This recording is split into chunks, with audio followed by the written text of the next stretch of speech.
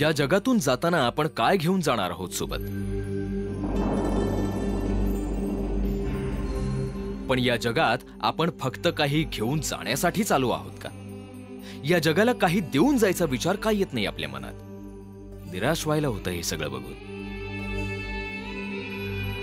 मग तुरळक अपवाद नजरेस पडतात आणि बरं वाटतं.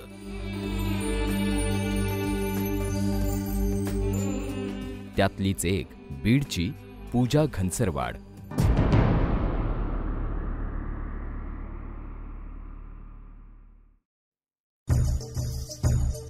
According to law of conservation of mass, खरं तर स्वप्नांचा शेवट असते स्मशानभूमी. पण तिथे राहूनच पूजाने स्वप्न पाहिलं, शिकायचं. स्मशानभूमीत राहून तिथेच अभ्यास करून 10वीत 91% मिळवणारी पूजा जगातून सोबत काहीच घेऊन न जाणाऱ्या लोकांच्या चितेच्या साक्षीने रात्र रात्र जागून अभ्यास केला तिने. आणि आपल्या मसनजोगी म्हणून ओळखल्या जाणाऱ्या समाजाला एक वेगळी ओळख दिली.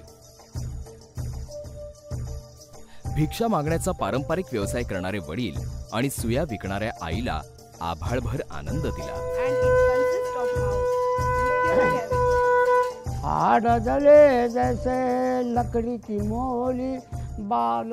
संजोगी म्हणजे मसनातच राहणार. लहानपणापासून आमचा जन्म मसनातच होतो, तर मरतो आम्ही मसनातच. म्हणजे पूर्ण आयुष्यभर आम्ही मसनातच राहतो. एखादं मौत आली, एखादी मुलगी मेली, बाई मेली, काही साड्या आल्या, कपडे आले वगैरे, ते आमचे लेकर घालते. माझ्या समाजामध्ये 5वी 7वी शिकल्यानंतर तिचं लग्न विवाह केला जातो, बालविवाहामध्येच विवाह केला जातो. वाटायचं की एवढ्या अंधारात ही अग्नी प्रकाश देते. तसंच मला पण माझ्या समाजात सर्वीकडे अंधार पसरलेला आहे आणि मी एक अशी मुलगी आहे जी माझ्या समाजात प्रकाश देऊ शकते सगळ्यांना.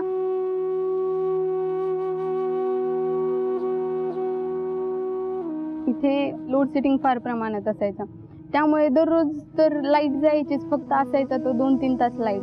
त्यातनं पण सायंकाळी अभ्यास करायचा म्हटल्यावर फार प्रॉब्लेम व्हायचे. नंतर मग इथे यायचं, बसायचं आणि या प्रेतीच्या उजेडात अभ्यास करायचा. असं कधी विचार केला नाही की आपल्याला प्रेतीच्या उजेडात अभ्यास करावा लागतोय, आपण काय करायला हवं. पण असा विचार केला की हे आपल्याला कसं बदलता येईल, याचाच विचार करून माझी एक ताकद होती, ती म्हणजे गरिबी आणि हे प्रेत. मला ट्युशन वगैरे लावलेले नव्हते. फक्त आपल्याला सर्व काही उपलब्ध आहे म्हणूनच आपण येऊ शकतो तसे नव्हे. आपल्याला मेरिटमध्ये येण्यासाठी फक्त महागड्या वस्तू वगैरे, शाळेचे साहित्य वगैरे असंच नाही पाहिजे. फक्त मेहनत करावी लागत असते आणि मेहनतीला काय फक्त पुस्तकं हवे असतात ना शाळेसाठी. मग पुस्तकं मिळाली म्हणजे बस झालं. पूजा, तुझ्या प्रयत्नांना यश आलं नव्हे, तुझं तू मिळवलंस. आता आपल्याच पूर्वजांच्या भूतबाधेपासून वाचण्यासाठी हजारो रुपये खर्चून पंक्ती उठवणाऱ्यांना विश्वास आला असेल. त्यांच्या पूर्वजांनी जाता जाता पूजाच्या यशात आपल्या चितेच्या प्रकाशाचा हातभार लावला होता. त्यांची भूतबाधा होऊ शकत नाही.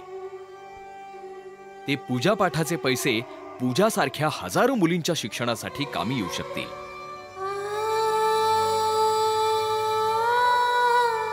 स्मशानातून निघाल्यावर लोकांचा नियम असतो, पुन्हा मागे वळून पाहायचं नाही, नाहीतर आपल्यालाच बोलावणं येतं.